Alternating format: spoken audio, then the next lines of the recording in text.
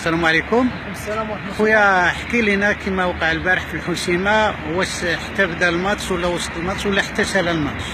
حنا كنا جايين الحمد لله جايين شادين الطريق الحسيمه باش نتفرجوا في الوداد كيف عاد نسيبورتيوها.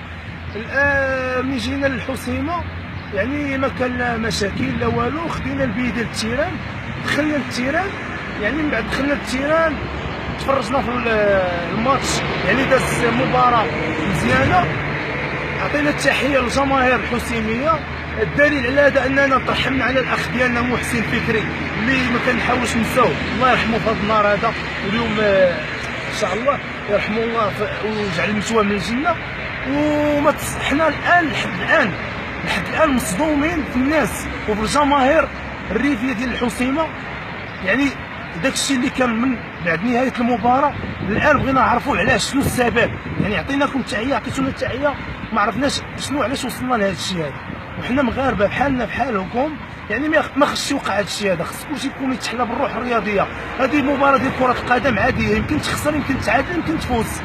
حنا البارح كان الحظ محالفنا، فزنا على شباب الريف الحسيمي، مره على شباب الريف الحسيمي تفوز على الوداد، وهذه كره القدم. اما باش يكون هاد الخسائر تكون اول حاجه في المدينه ديالهم هما اللي ماشي في صالحهم، وحنايا كنا شادين الطريق وخارجين من التيران وتبعونا بالحجر قسما بالله، والدراري ديالنا فيهم ما يهرسوا يديروا، الحمد لله ما هرسنا حتى حاجه، وحنا اللي حبسنا الدراري باش ما يهرسوا والو، ومشينا كاملين وطاقينا غير الحجر باش نوصلوا للمحطه الطرقيه ديال تطوان.